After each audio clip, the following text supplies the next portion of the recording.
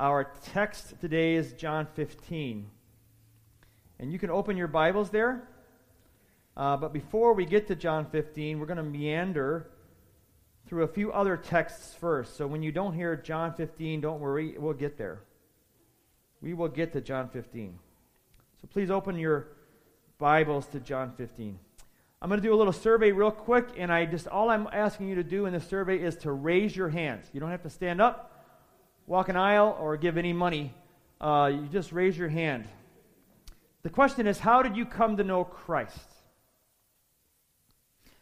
Number one, if you came to know Christ through radio or TV or some other mass media, raise your hand. Have we got one person? Two? All right. I have a friend that listened to Greg Laurie on the radio and got saved listening to Greg Laurie on the radio. If you were reached for Christ through a gospel tract, raise your hand.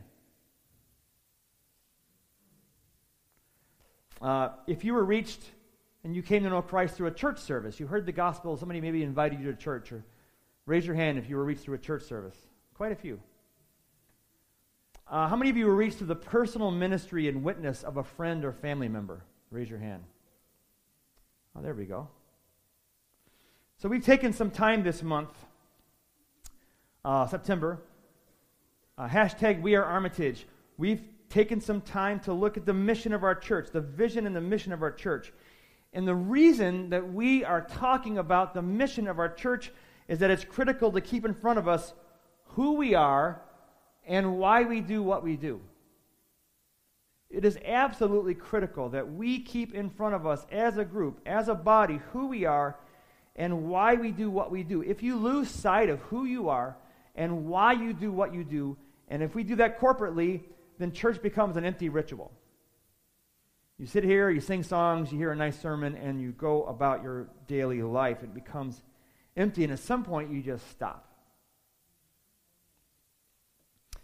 As we can see in my little survey here, the personal witness of the members of this body is very powerful. I was reached through the witness of my dad. I remember as a kid, I grew up in church. I sat in Sunday school, and I used to sneak in. My dad was the youth pastor, and I don't know how on earth I ever ended up as a youth pastor. There's the last thing on my mind, but my dad was a youth guy, and sometimes I sneak into his high school class because I wanted to be around the high school kids. And I remember him describing the gospel and what a Savior meant and what it meant to be saved. And those thoughts percolated in my mind. And many, many years later, as a 21-year-old who was in complete rebellion against God, it was my dad who was hunting me down to get me to go to his Bible study. And finally, out of frustration and a desire to get him off my back, I went to his Bible study, and guess who found me there? Jesus caught me. Jesus caught me, and he found me there, and I surrendered to the Lord walking across Wolfram Street one night at age 21. It was the personal witness. Somebody relentlessly pursued me with the gospel for years. The witness of this church, you, this body, is powerful. So let's take a quick look at the instructions Jesus gave us before he left. Often the last words of someone are very important. What did Jesus say before he left? Matthew 24:14. And this gospel of the kingdom will be preached to the whole world as a testimony to all nations, and then the end will come. Let that percolate for a second. This gospel of the kingdom will be preached in the whole world as a testimony to all nations, every ethnic group, and then the end will come. And then he says in Matthew 28:18 through 20, then Jesus came to them and said, all authority in heaven and on earth, all authority in heaven and on earth has been given to me. Therefore, go and make disciples of all nations, baptizing them in the name of the Father and of the Son and the Holy Spirit, and teaching them to obey everything I commanded you, and surely I am with you always to the very end of the age. I could spend a whole series unpacking those two texts. We're just taking a brief look at them. So back in Matthew 24, there's this prophecy by Jesus. Now imagine him standing on a dusty hillside in Palestine 2,000 years ago. And he's telling just a group of hard-scrabble guys. He says, this gospel that we're preaching is going to reach every ethnic group. Ta ethnos, all nations. All nations will hear the gospel, he tells them. What are the chances of that this Galilean preacher on a dusty hillside was right? Here we are. Half the nations are represented in this room.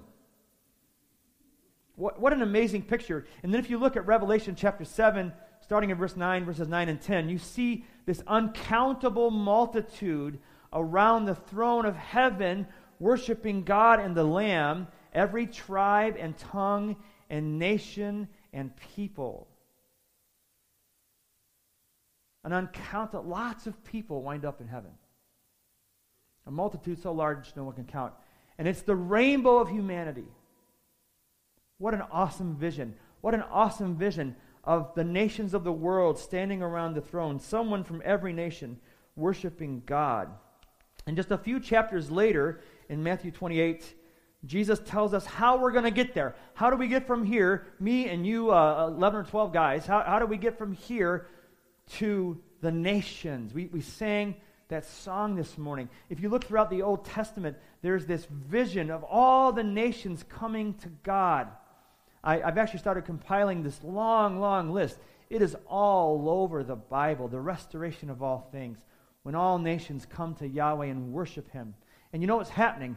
In every time zone right now around the world, people are worshiping Jesus. The job that was given to the Jews of proclaiming Yahweh, they failed at, except the Jewish nation produced the Messiah who birthed the church, who has brought the gospel to the world. And it's happening in our lifetime. Jesus says, here's how we're going to get from here, the few of us on this dusty hillside, to that great vision. Make disciples. That's how we're going to get there. Baptize them, teach them to obey me, and Jesus will be with us. That is how we're going to get there. So obedience to the Great Commission, and in obedience to the Great Commission, and specific to our context, Armitage has our mission statement. And our mission statement is this: to multiply disciples of Jesus in the cities of the world.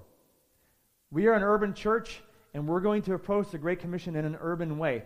Because you know cities are influence centers, right?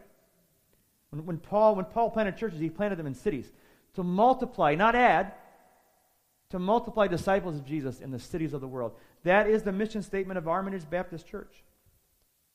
Pretty straightforward. It's just what Jesus said. And how will Armitage be faithful to Jesus in making disciples? How will this body of people be faithful to Jesus in the commission that He gave us, making disciples? How will we in this room contribute to that gathering around the throne of God in Revelation 7? How will you as an individual and us corporately, how will we contribute to that great gathering? Not just by your presence, but by your activity here. The answer lies in understanding what a disciple is. What is a disciple? What a disciple actually is, and then successfully passing the torch of disciple making to the next generation. Question. A lot of research shows that roughly 70% of Protestant youth, and now Protestant covers a big spectrum, liberal, conservative, all denominations, 70% of Protestant youth leave the church after high school and never return. 7 out of 10. They leave the church and never return. Why is that? Is that a failure of, number one, is that a failure of church leadership? Is that a failure of the pastors? Or is that, number two, is that a failure of the church body? You fail. Or is that individual choices? Those kids made choices. They were raised in church, they heard the gospel, and they said, I don't want that. And is an issue of their individual choices? Or did their parents fail? I would say it's D, all of the above. Or E, whatever. I think it's a little bit of all of the above. And here's the thing. A ton of research has gone into this question. I haven't done youth ministry in a long time. Some of you guys know that, right? I'm not the youth pastor anymore. But I did youth ministry 22 years. A lot of people wringing their hands over this question. A lot of parents, a lot of youth leaders, a lot of pastors. There's a ton of research, and everybody has an opinion on why the collapse of so many young people leaving the church in America. But I think at its core is a failure to make actual disciples. Now, Parents, I'm going to give you guys a little bit of a break. Pastors, church, it is true. You can do everything right. You can love on your kids, set a great example, preach the gospel, and your kid says, I don't want anything to do with that. We all know that.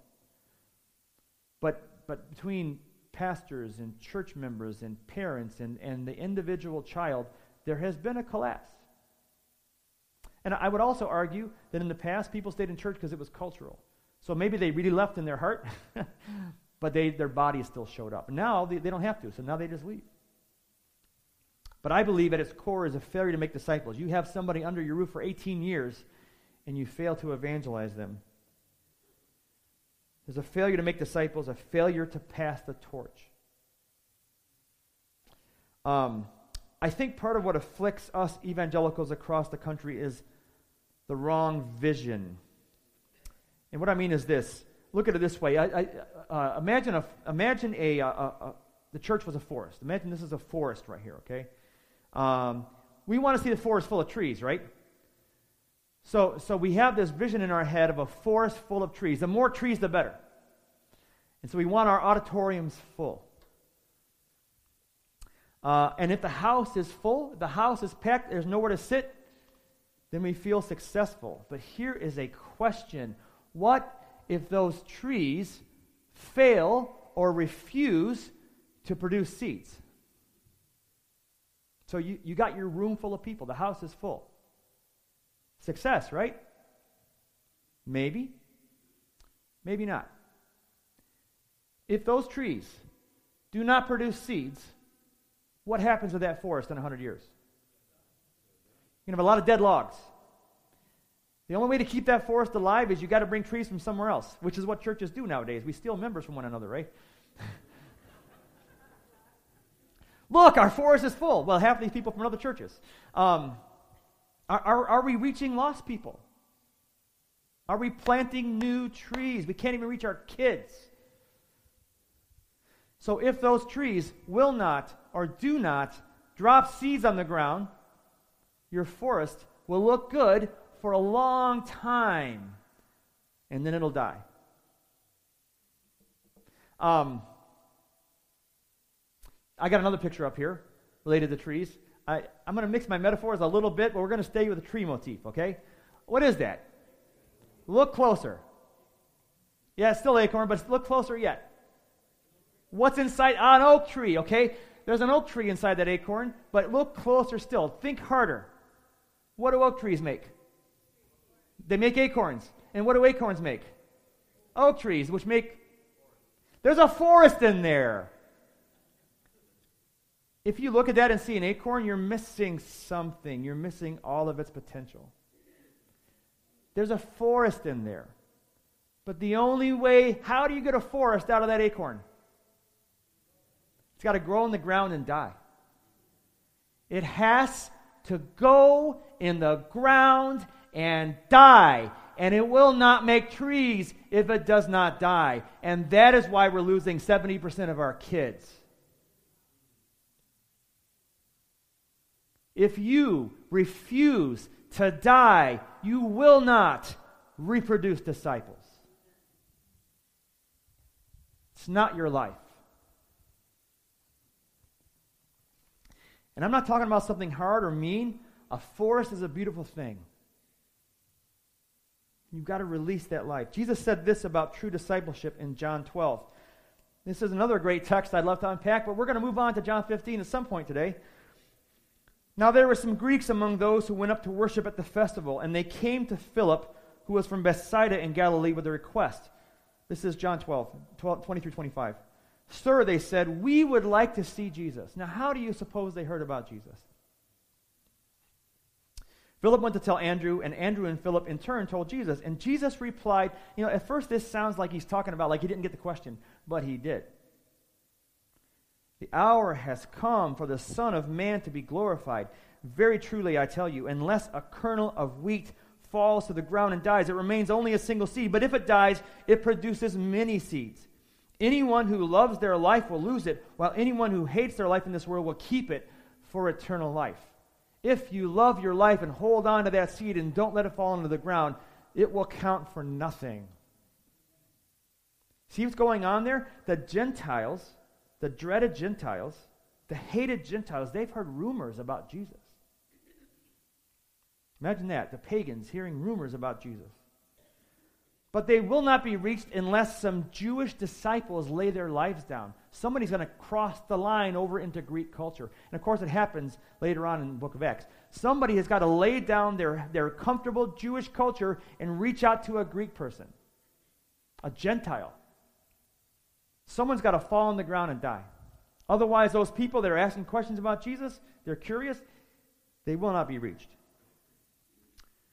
In order to make disciples, I've got to be a disciple. Healthy Christians produce Christians. I'm going to take the tree analogy even further. We're going to roll with this tree analogy, okay?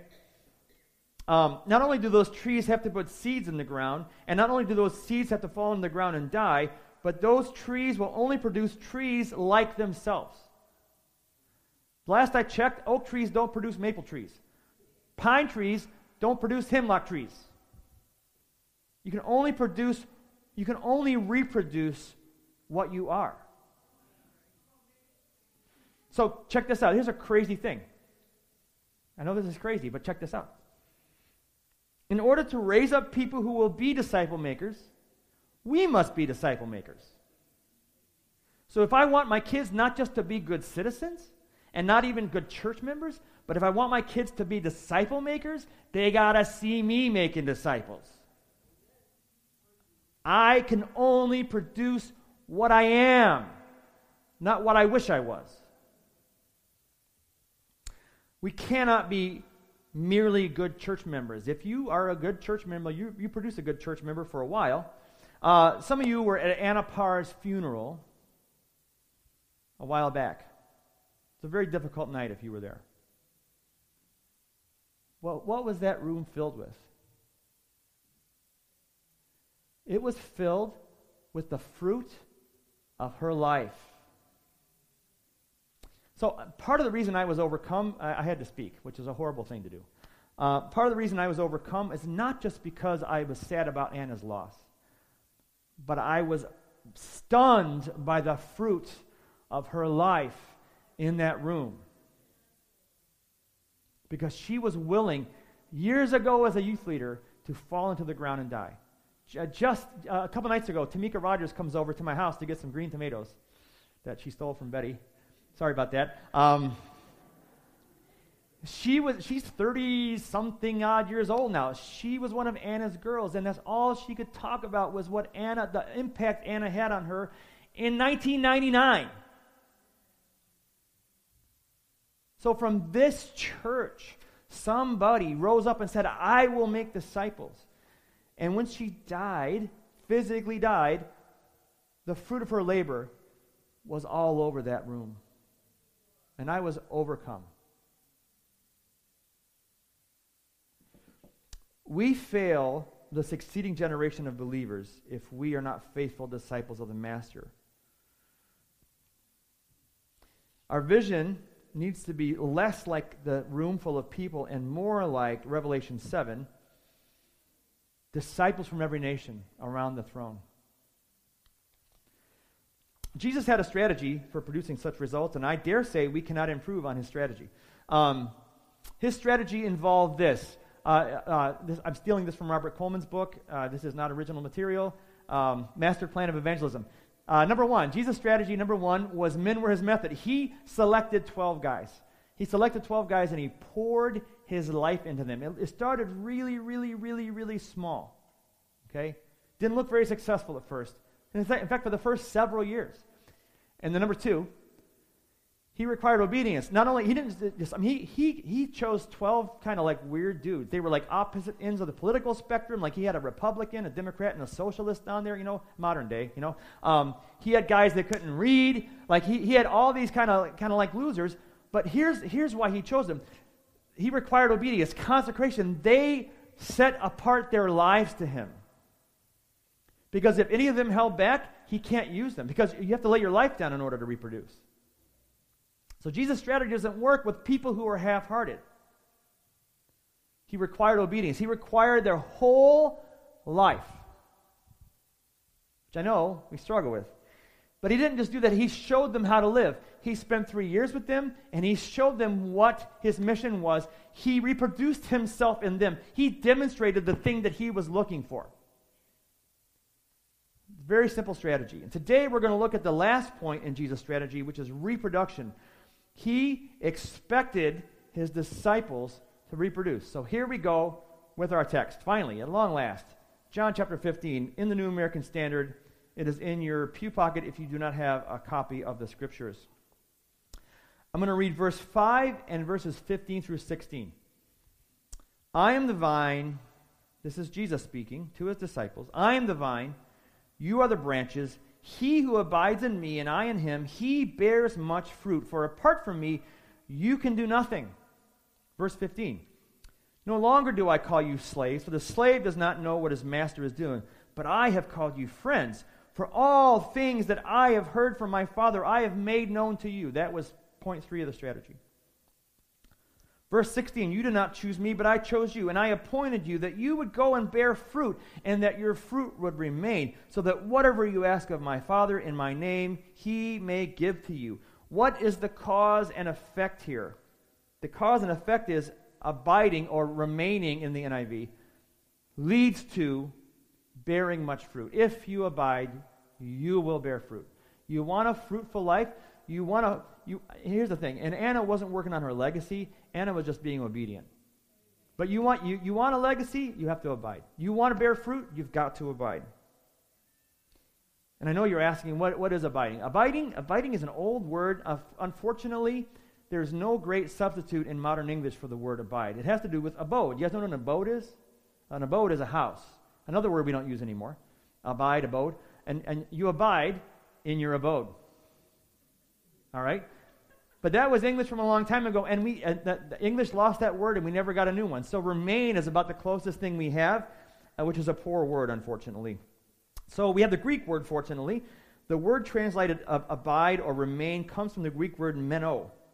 It means to stay or dwell with or remain in the same state or persist, hold fast, last, continue. It denotes an inward, enduring, personal communion with Christ. So, abiding is persisting in an inward and enduring fellowship and communion with Christ.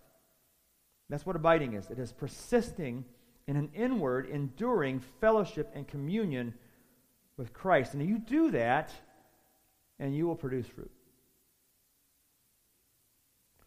What does the metaphor of the vine and branches tell us? It tells us this: fruit comes as you are connected to and nourished by Jesus himself. So imagine, here's the grapevine, right? It's the vine and the little branch, and here's the grapes. How do those grapes get to be grapes? Well, because they're connected to the vine. You cut the vine and the grapes all die. Right? They can't produce any fruit. So that's the analogy there. Here is a Robert Coleman quote. Again, so this is like a free plug for his book. The book was written in 1966, the same year I was born, which makes me 35 years old. Here's what Robert Coleman says. Jesus made the application of the vine and branches to his disciples. As surely as they were participants in his life, even so they would bear his fruit. And furthermore, their fruit would remain. A barren Christian is a contradiction. A tree is known by its fruit. Now that's a tough quote, but it's true. A barren Christian is a contradiction. Something is terribly wrong if you are not bearing fruit. So what is fruit? Fruit is for sure a vibrant Christian life. It's joy, it's all those things. But a vibrant Christian life always means reproduction, even if it's just one. Somewhere along the line, God is going to use you in some way. Maybe you're not an evangelist. Maybe you're not like this great mentor. But somewhere along the line, if you are abiding in Christ, God will use you to bring people in the kingdom and help them grow. In other words, the idea here is that the inevitable outcome of genuine discipleship is more disciples. Some more quotes from Robert Coleman's great book, The Master Plan of Evangelism. Jesus intended for the disciples to produce his likeness in and through the church being gathered out of the world. So he's forming the church, and he intends for his church to do his work. Thus, his ministry in the Spirit will be duplicated manifold by his ministry in the lives of his disciples. He's going to pour into these guys who will pour into more guys who will pour into more guys. He's going to multiply disciples. Through them and others like them, the ministry of Jesus would continue to expand in an ever-enlarging circumference until the multitudes might know in a similar way the opportunity that they had known with the Master. By this strategy, the conquest of the world was only a matter of time and their faithfulness to his plan. Now, I know, if you know anything about church history, we have not always been faithful. And you know why that is? Because you've not always been faithful. And you have multiplied us together, and we're not always faithful. But the amazing thing is, for 2,000 years, God has drawn a straight line with a crooked stick.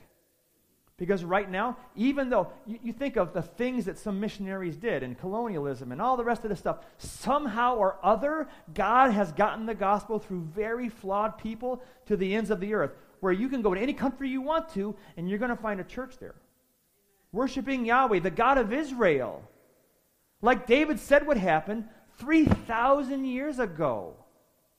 And we got a ways to go still. There's still some people groups to reach, but we are cooking. And I believe that in my lifetime, because I'm 35, my lifetime, Matthew 24:14 is going to happen. And the gospel will make it to that last people group, and then the end will come. And Jesus will come and make all things new, which is good news if you're saved and bad news if you're not. One more Robert Coleman quote. Surely we want to win our generation for Christ and do it now. But this is not enough. This is not enough. Our work is never finished until it is assured its continuation in the lives of those redeemed by the evangel. In other words, it's not enough for me to get you saved. I have got to teach you how to be a disciple maker. Because a disciple is a disciple maker. Oh, you hear these people, I want 60 people to Christ. But that's cool if they really got saved, and sometimes that's not the case. But do any of them know how to follow Jesus? That's why you come into the local church. Jesus says, teach them to obey everything I commanded you. Disciple them. So there is a great deal of weight on us, or at least there seems to be. What makes that crazy strategy, that expectation of the gospel circling the globe, what makes that doable? How is this not overwhelming or this huge burden? Oh, I got to reach the world with the gospel. How is that doable? Very simply, by abiding. You work in his strength. And when you work in his strength and you abide in him, then the work is joyful. The work is energizing. The work is life-giving. Disciple making is life-giving. It's what you're built for. We're not built for watching Netflix. We are built for disciple making in the power of God. So a question, going back to my question about the 70%, does the average pastor, the average church body, the average parent in the church, do they see themselves as disciple makers? Do you see yourself as a disciple maker? Because that is the Great Commission, and that is what we're called to do.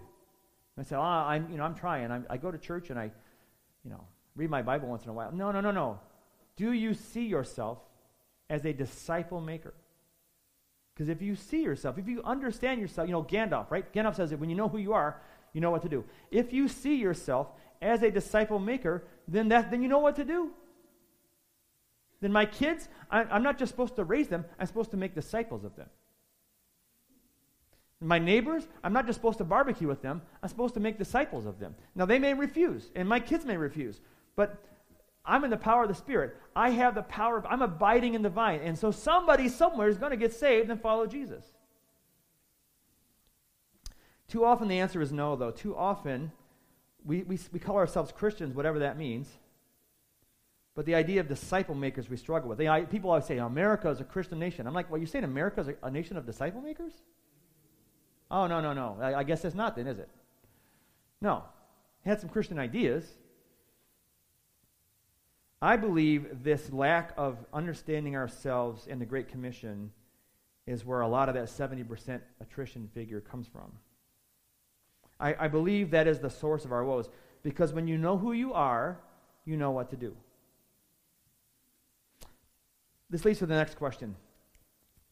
How do we do this?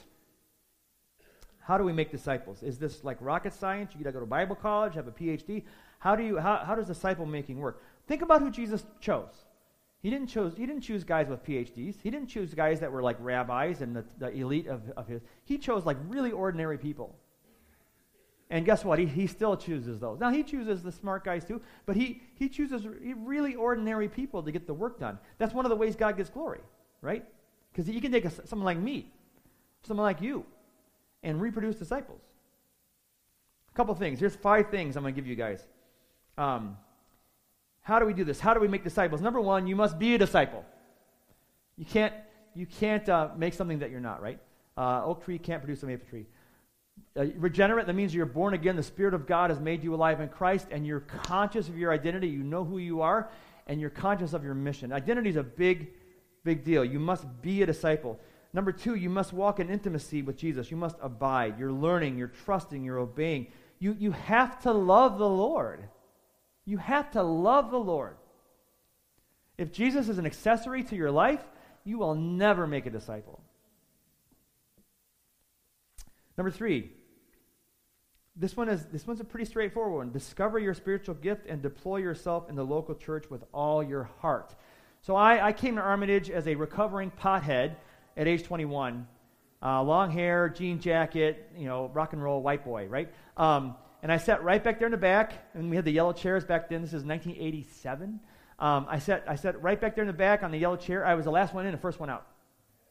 And I was saved, like the Lord had gotten a hold of me. But I was like, whoa, church, man, whoa.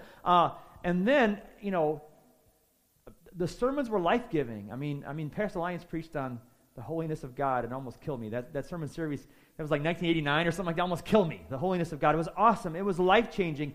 And I began, then I was dating this girl, and she's like, why didn't you go to prayer meeting? Why didn't you go to Bible study? And I'm like, blah, blah. And then I started going, and then, broke up with her. And I started going to Bible study and Wednesday night prayer meeting, and I started to grow. And as I started to grow, I'm like, you know what? I don't want to just sit in church. I want to give back. I want to do something. And I said, Lord, don't let me be a pew warmer. And so he took me up on that. Oh, did he take me up on that? And sometimes I'm like, well, not that much, Lord, please. You never know where he's going to take you. And so it took me several years to figure out what my spiritual gift. Well, I did the surveys, and the surveys, they kind of point you in the right direction. But I began doing things, and by, it was trial and error, really. I began doing things, and I discovered my spiritual gifts. And one of the ways you know your spiritual gifts, the main way, is by the fruit they produce. But also the effect it has on you. Like when I was doing the thing that God built me for, it's extremely satisfying. And so you guys are like living half-satisfied lives if you don't know your spiritual gift, and if you're not deploying yourself in the local church. If all you're doing is coming here and taking, you are missing out on like 85% of the Christian life. I mean, you really think that Jesus died on the cross for you to sit in church? Do you really think that? No. Figure out your spiritual gift and do it with your whole heart. Don't hold back.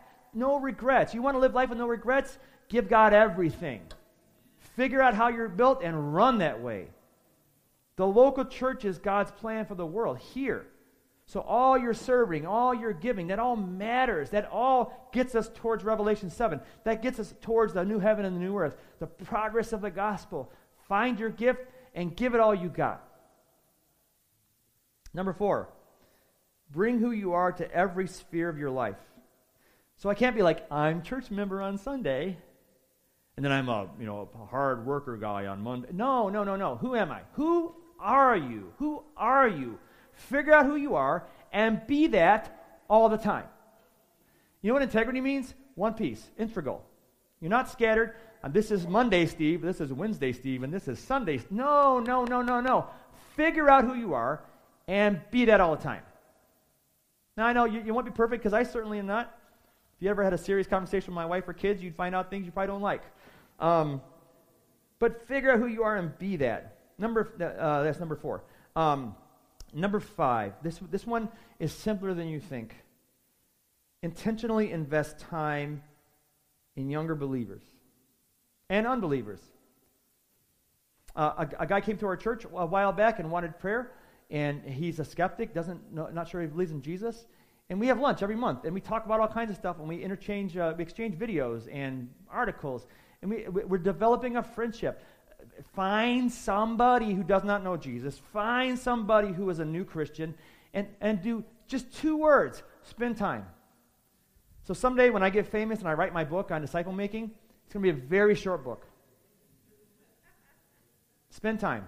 That's going to be my book. Spend time. Spend time. The result will be fruit. That is stewardship of life. You know, God entrusts to you this life. He entrusts to you these resources. He entrusts to you your money, your job, your talents, your whatever. He entrusts these things to you. Invest them. You want to see that forest? A forest that will keep on propagating itself? Propagate yourself. Invest in somebody who does not know the Lord. Invest in somebody who is a brand new Christian. And I'm going to tell you guys something. There is the occasional, I'm going to throw this in for free. There is the occasional, there is confrontational evangelism that works. I have a friend, Josh Cruz. He walked up to a kid he used to play basketball just to witness to guys. Walked up to a kid on the basketball court over on Armitage and by Ames School, and whatever park that is, Mozart Park. And he walks over to this kid named Jose, and he says, "Can I talk to you about Jesus Christ?" And Jose says to himself, "This must be from God." And he got saved. And he's walking with the Lord to this day, married with a couple kids, following Jesus. Amazing testimony. So the thing is, Josh spent time with Jose. He spent time with him. Spend time. The result will be fruit. One last thing. 2 Timothy 2. This is a great disciple-making passage. 2 Timothy 2:2. Paul is writing Timothy, and he says this. Timothy, who was his disciple, right? Disciple of Jesus, but Paul being discipled by Paul. Paul is a great disciple maker. You want to see how disciple making is done? Read between the lines in Acts and in the epistles, and you'll see how Paul made disciples. He says this in verse 2. "And the things you have heard me say in the presence of many witnesses, entrust to reliable people who will also be qualified to teach others." How many generations are in that text? There's 4 generations. Paul, Timothy, reliable men, and others. You see how that multiplication works. So Paul pours into Timothy, Titus, all these different, Luke, all these guys Paul poured into. They in turn pour into the guys behind them, and all those guys they pour into more guys.